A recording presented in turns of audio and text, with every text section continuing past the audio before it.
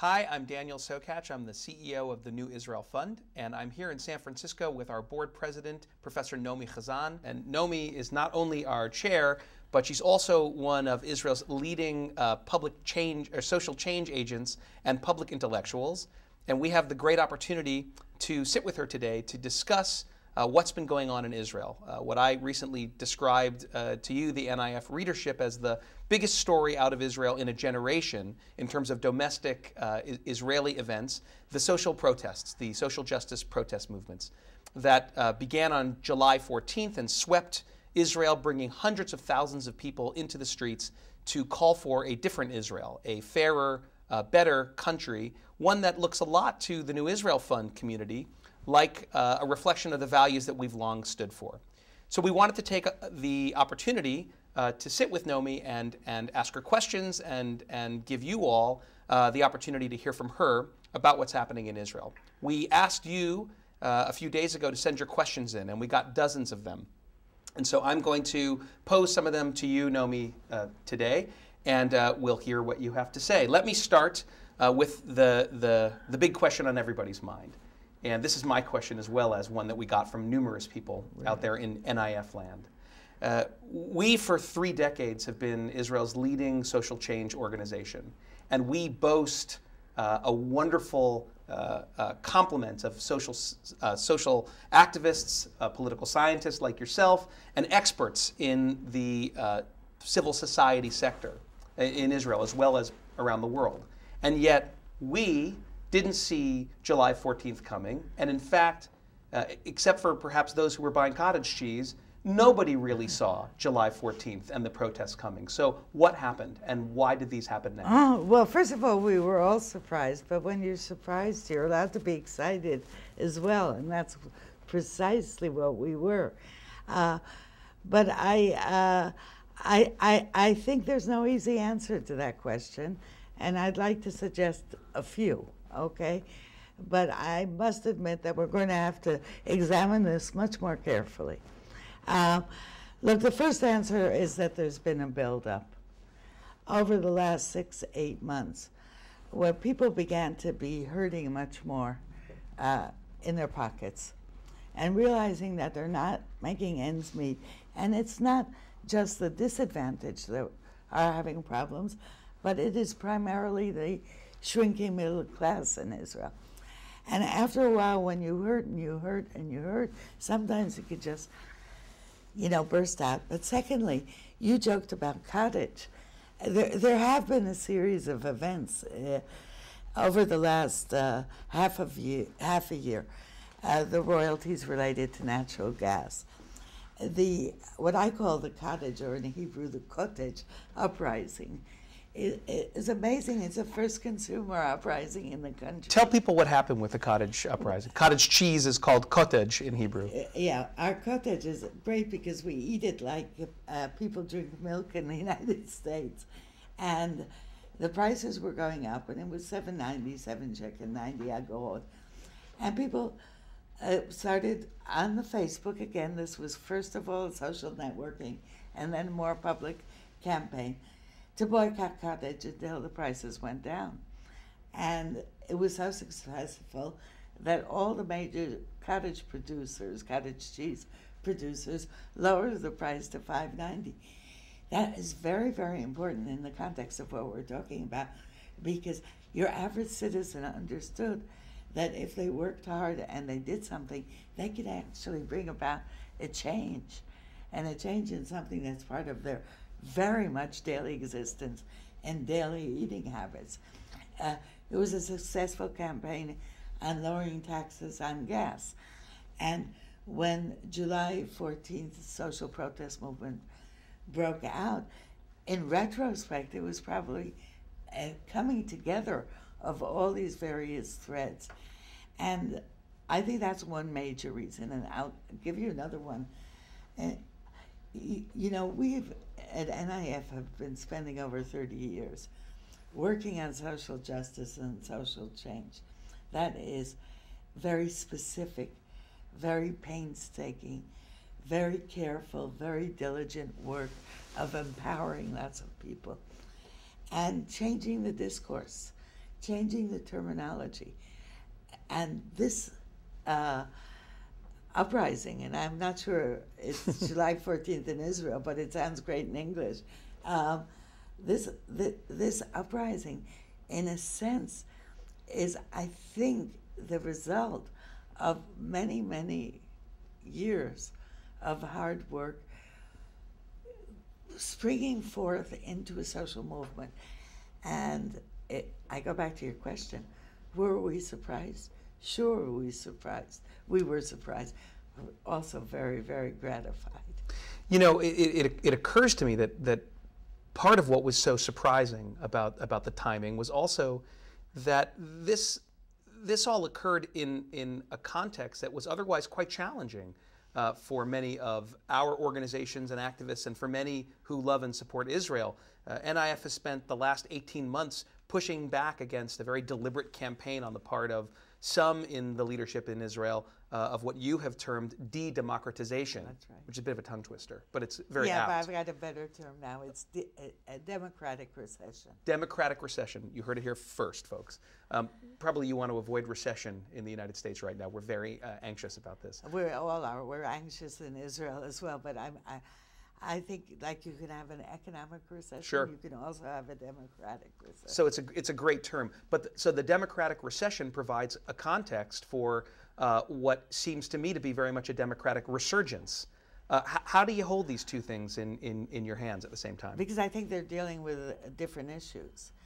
The democratic recession is hitting very hard at basic civil rights and human rights, about freedom of speech, freedom of association, minority rights, actually the legitimacy of civil society and the rules of the game. That's the meeting point, and I'll come back to that. The social uprising, the social protest, is about coming out of a very long period of civic hibernation. And that's exactly That's another good phrase. Yeah. And it's the awakening element. There's a very strong empowerment component to what's going on. It's people focusing on daily life, but about other things that are much more significant in many respects, and that is, what is it to build a decent society? What do you mean by that? A decent society has to be equal, or as equal as possible. People have to feel that they're not being shortchanged by their government. They have to feel that certain groups aren't getting more than they are for reasons that are not obvious. So the empowerment element in the social uprising, very strong. I love it in this. That's a very important element. When we're talking about social justice, we're talking about values. But the most important part of this uprising, to my mind, is a clarion call, really, for changing the system. We don't want raw, unadulterated neoliberalism as a way of life. We want it decent and across the board. It cuts across sectors, across political positions. In other words, change the rules of the game. And if you're looking for a meeting point, you'll find it right there.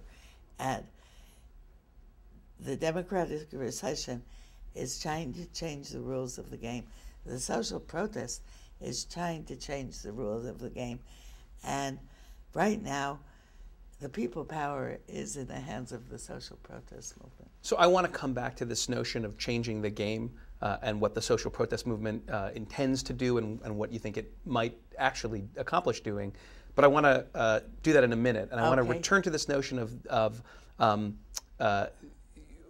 what constitutes the makeup of this protest. Some of the proponents of the democratic recession have disparaged the protesters and especially the leaders.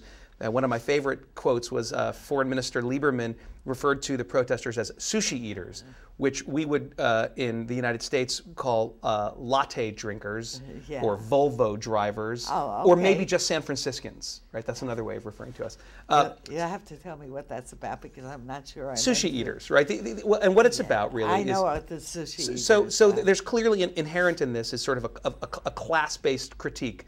They're suggesting the leaders of the protest movement are not of Amcha. They're not of the people, the Yossi six-pack, as we like to joke, the man or woman on the street in Israel. And they come from some elite, some Tel Aviv, North Tel Aviv bubble elite. But Lili Galili, in a conference call with NIF supporters just a couple of days ago, made the point that the roots of the social protest come from, in some ways, the Second Lebanon War. And the reservists who fought and felt that they had not been supported by the state, the people who felt in the north that they had been abandoned by the state during that conflict. She relates that directly to the leadership of the social protests, and I'm curious as to your take on this. Wow, that's a very long. That's three questions rolled into Take your time. one. So I'll start with the sushi eaters. I like sushi, by the way, and Naomi Chazan does not. I'm sorry, I never developed a taste for it. I've never seen you drink a latte either, for that matter. I'm a tea drinker, but Daniel and everybody who's listening in, this is the first time I've caught Avigdor Lieberman citing somebody else. The first person who said sushi eaters was the mayor of Nesher at a Likud meeting in the Knesset. And it is a very disparaging remark. But behind that, we can do a sociological analysis, and I think it's worth doing for at least 2 minutes. There is no question that this movement was started by young, and I emphasize young, in their 20s and their 30s, middle-class people, many of them highly educated professionals, working 50, 60 hours a week, and reaching at the end of the month with not any dispensable income, but with a minus in their bank account. So there is some veracity in the fact that, hey, this is a middle-class protest. I want to go a step further. To the best of my knowledge, this is the first protest in the democratic world against unadulterated neoliberalism that has been recorded. It's going to be studied in other countries as well. But that is half of the story and not the entire story. The second part of the story was very quickly picked up by disadvantaged groups. At the end of the game, before the tents were disbanded a few days ago, there were over 85 tent cities, many of them of the lower classes, blue-collar workers, who also, some of them I understand, like sushi a lot. And they were part of this, an integral part of this process. And if I would like to venture a guess, my hunch is they are going to be the backbone of the continuation as well. So it is incorrect just to call this a middle-class protest. It is youthful. The second point is Lili Galili, who is a dear friend. She's saying something's been brewing for a while now. This is 5 years. People are unhappy. They're despondent. They're discontented. They didn't know what to do, so they did absolutely nothing. And when these young people came up and said, let's protest housing, but let's actually call for social justice, in a sense, the public was totally ready to come on board. And that is very, very important because, and third point, if I may, you've got everything in this protest movement. You have religious and secular. You have Arab and Jew working together. You've got young and old.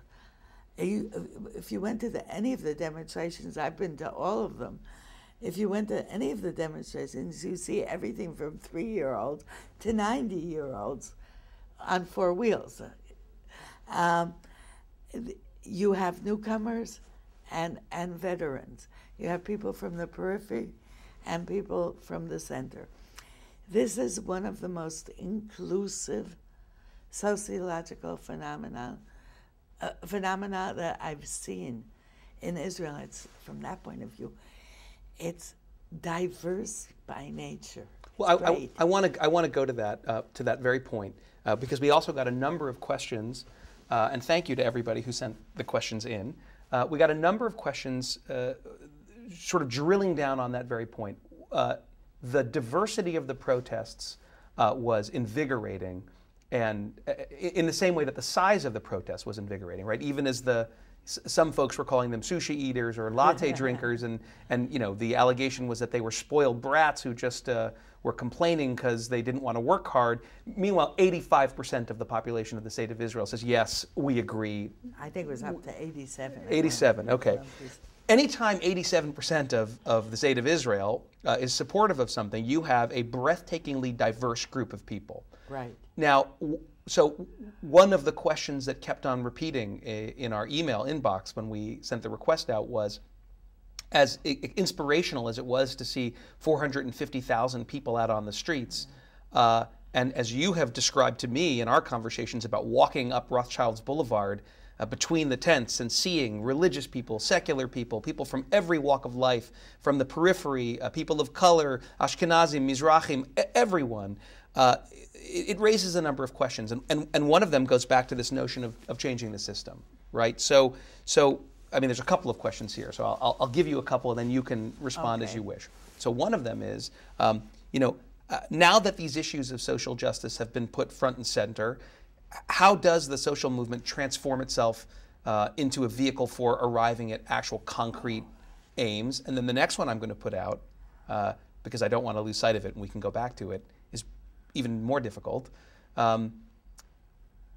With that breathtaking diversity, a question is called, and that is, Amos Oz in the LA Times a couple of weeks ago wrote an op-ed that elicited a lot of opinion and some controversy. And in it, he said, look, there are three conditions that gave rise to the circumstances that allowed for the protests. The neoliberal economic policies that you cited, the billions of dollars poured into the settlement enterprise, and essentially the subsidizing of the ultra-religious sector by the state. And indeed, I saw a sign in Hebrew in one of the protests that said, there is a welfare state in Israel. It's just if you're a settler or an ultra-Orthodox person. So how then, A, do concrete goals get achieved from something that is so breathtakingly diverse? And then next, I want you to talk to us a little bit about this issue of the security situation or the question of Israel's occupation and how it translates back to a movement that's supported by 85% of the people and how those things intersect. Okay, they're two very different questions. Very different questions. I'll take them in order. You're essentially saying, where do we go from here? That's the question you're asking. How much sustainability is there in this movement, and will it reshape Israel or not? I think, by the way, that's the critical strategic question now. That's what we should all be putting our minds to. You cannot maintain a movement at this level of protest for so long. Mm-hmm. We know that. And that's why there was a decision to disband the tents and to move on to other matters. This Saturday night, there are going to be 100 tables, discussion tables all around the country dealing precisely with this issue. But the answer to that question is threefold, and I think it's in our hands. It's in our hands to mold. Just like NIF, when we were called in to support parts of this movement, we made a strategic decision to support disadvantaged groups and groups in the periphery in order to strengthen the sociological mix of what's going on. I think it was a correct decision. And thank you for all of you who helped us do exactly that through our appeals. Absolutely. You have no idea what an impact, especially those who signed the letter supporting the social justice movement, what an impact it has had in Israel. I think it's the only organization of Jews that came out to support the social justice movement and was very extraordinarily well received in Israel. three elements are very important here. The first is there have to be some concrete gains in the immediate future. I think those will come out of the activities of the government commission, Trachtenberg, the committee of experts, or the committees of experts that were set up by the protest movement, which include many of our people as well, and some of the best minds in Israel. There will be some tax reductions, there'll be budget adjustments, there'll be some more allocations, I think, to education. But those are crumbs. That's not the main issue. And the main issue is how we see ourselves, what kind of society we want to live in, and what our priorities are. So that's number one. Number two, I assume there will be some institutionalization of the protests. What are the key leaders are going to turn in, they're going to, in a sense, transmutate into some form of civil society organizations. So new NGOs or new NGOs or existing ones are going to be bolstered. I think it's going to be very important because Gidon Levy, a columnist of Haaretz, after the 450,000 demonstration, came out with a great headline, and that is, "Today Civil Society was born." I think it was born before, but nevertheless, that it's going to be the institution. Civil Society 2.0 was born. Right. That's right. And the third point is it's got to receive some kind of political expression. I assume it will happen in the next elections, whenever those take place, but there will have to be some kind of translation and into maybe a new leadership, a different one, somebody that, a leadership that's not so much associated with the existing order and with politicians who don't seem to have their ears to the ground. And maybe that's the biggest surprise of all, isn't it, really, when we think about it, the fact that we have been told for a long time, for a couple of generations, that there isn't time or bandwidth to talk about these issues. There's too much, there are too many other critical issues that must take precedence in the internal debate in Israel, and we simply cannot talk about those issues. And the people of Israel essentially stood up and said, no, we really can. I've always said that it's very hard to keep democratic values in place when you're hungry or you're afraid. And the social protest movement is saying, we're beginning to feel hungry, so we don't want to be, in a sense, too quiet now, because we've got to regain the capacity so that we can look around us. Which leads me directly into your second question. And yet, before you go, I shouldn't have asked them all at once, but I wanted to make sure we didn't forget. I want to just follow up on something you just said. The protest leaders were extremely careful in not ever affiliating with a particular political party or political movement. They were even very careful at keeping organizations like the New Israel Fund, organizations that supported them, at an arm's length. That's right. And they did this for clear reasons. They wanted to both preserve their independence and be able to demonstrate that independence, and also create a very big tent. But how now that they have reached this stage that you just described of trying to operationalize, right, this vision, how do you keep that independence if you're going to play hardball in Israeli politics and economic life? You keep the independence by generating your own leadership. And it hasn't happened yet, but there are signs that this may morph into something a little bit more political. I'm not sure yet what, and I'm watching it very carefully. I know that the leaders of the movement are being courted, wooed, enticed in every way and form by the existing political parties, because those political parties that have somebody like Daphne Leaf or Itzik Shmuley on board are going to get a lot of votes and a lot of credit for that. In other words, something is bubbling there, but I think it would be it's much too early to see where it's going. We have to follow it. And I think the best thing that people like us can do is let them follow their instincts. Their instincts are really, really healthy instincts. And they've made so many other Israelis believe how decent our young people really are. So it's terrific. I think that was one of the most wonderful things watching it from this distance was to feel the resurgence of such pride and hope in Israel that I think a lot of people had missed. And I heard countless people say, look, in Athens and Madrid, let alone London, they're smashing windows and burning cars, but in Tel Aviv they're handing out free hummus and sharing ice cream. And by the way, doing other things too. Before we get back to your other question, I am absolutely astounded not only at the gains in terms of the substance of discourse and priorities. There is not just one security discourse in Israel anymore. Nobody can talk publicly without discussing social change and socio-economic priority as very central to the Israeli agenda.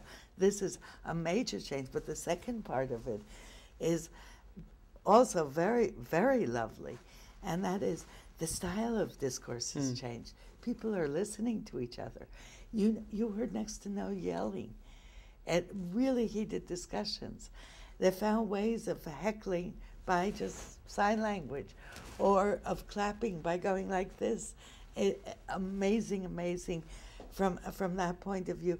I mean, the very uncivil, screechy, rambunctious style of Israeli public discourse they've taught us a lesson in how to talk to each other. It's marvelous. Any chance your former colleagues in the Knesset might take the example? I don't know. I don't know. But you asked a second question. Yeah, let's go to that. It's a tough question, and let's go to that. Which is a heavier question. It's in many senses, it's like we're living in schizophrenia. There's one set of discourse that favors, you're right, settlements, Haredim, at the expense of your average working Israeli, that actually puts at the forefront issues of September 20th, because we are in September, and says this is the most important thing. And as if the social protest isn't taking place.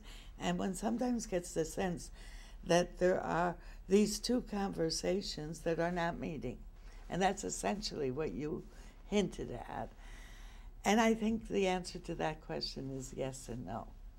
Eventually, and this is a critical time now that the public mass element of the protest is over, there's going to have to be some contraction. If you're going to give more to early childhood education, it's got to come from somewhere.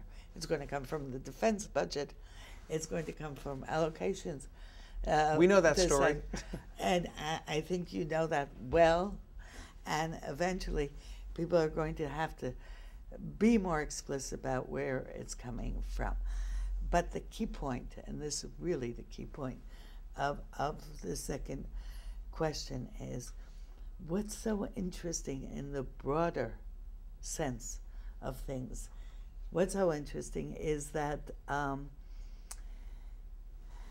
this movement is saying we care about survival, but survival isn't the be all and end all of our existence.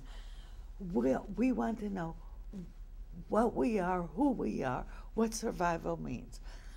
Survival for us is living in a decent society. And that's your meeting point. And eventually, I frankly cannot see how you talk about social justice and equality and stop at the green line. Doesn't make sense. And there is a logical progression here, which is so edifying because it's talking about our values. This is a value-driven movement, and a value-driven movement goes back to the Declaration of Independence, but it goes back to the Declaration of Independence in the social sense, which has to move over into the political sense as well. It's going to be a difficult month. Well, let's talk about that difficult month for a minute, because I would say that the the second largest number of questions that we got. Oh, really? Were questions asking you to opine on essentially how this difficult month is likely to impact not just the social protests, which of course the active stage is now, I don't know, over or suspended for now, but how is S20 going to affect J14? Oh my God, I can barely keep up with all these. You taught me J14. No, but because I learned it in Seattle. In Israel, I don't think people know what J14 Well, there you go, is. Seattle. You've coined a new phrase. Excuse me. You know, in our part of the world, prophecy was given to children and fools. So almost I shouldn't say another word after having said that. But I will make some observations more than anything else, because I don't, frankly, you know, the world is not going to fall apart the day after a UN vote, but there are changes that are going to take place. This is the first time since '67 that there will be a separation between ending the occupation and a Palestinian state. And that changes the rules of the game, and we're going to have to get used to it. I think that's tremendously important to remember. Secondly, there are going to be difficulties in Israel's international position in the global arena, and that's obvious as well. This is also an amazing opportunity because, as we all know, things have been stuck for quite some time, and it is possible to take that recognition and parlay it into meaningful negotiations. So it's how we conduct and navigate the next few weeks, which is so important. But what does it do? Clearly, your crystal ball will be of no use in this matter either. But Yeah. but since we've got you, what I'm really curious about, what I think a lot of people are asking about, is not so much. Look, we all know that we don't know what's going to happen Right. after September 20th. But I think that there's a lot of intense concern or curiosity on the part of the North American NIF family about whether this moment that we have seen since mid-July is sort of here to stay in the consciousness of the Israeli people, or whether a big event or a big news cycle, as the one will start, will sort of marginalize it or push it away. Look, there's going to be a confrontation between the two. We already saw a preview of that a couple of weeks ago when the rockets started coming down in the south, Negev, yeah. in the south. And the protesters decided to take a break for a few days. And then, of course, the papers, the press was full, okay, here you've got an incident, and look what it does to the social protest. And then they picked up again where they left off, and it became even greater. So I think there's a certain tug of war there, and I agree with you that there is a certain tug of war there.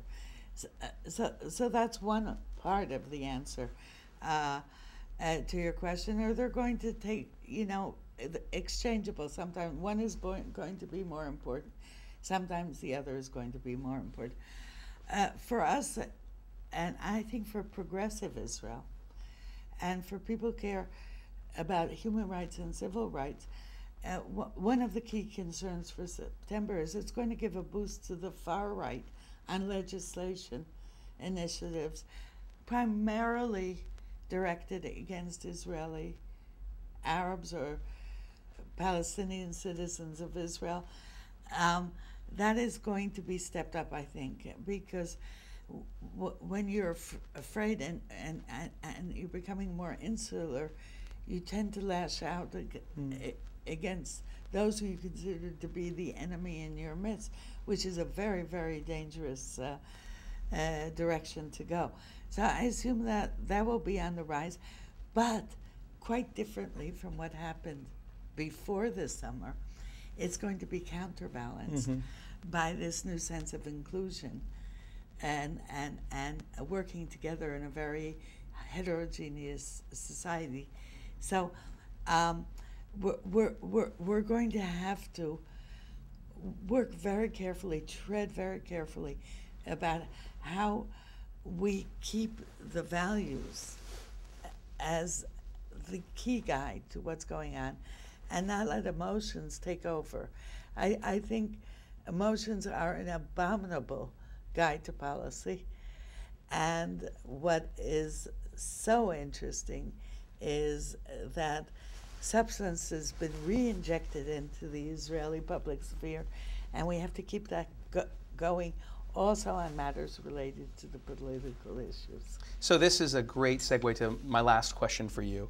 And I want to quote directly from something someone sent because I thought it was just great. One of our respondents wrote, quote, "I'm hearing that there are massive demonstrations in Israel, but unless I'm on the wrong page, I haven't seen stories in the U.S. press." And I want to end by asking you, look, you know, I think you and I were, and all of us who are part of the leadership at NIF were absolutely inspired not only by the social protests, but by the way the NIF community globally, around the world, rallied to the side of the protesters. Unbelievable. It was unbelievable. And the story in the forward last week about how NIF is the only American Jewish organization standing with the protesters, I think was something that we all felt very proud of. We felt extremely proud of the thousands and thousands of you who signed the petition that we put in the International Herald Tribune, essentially saying we stand with you. Right.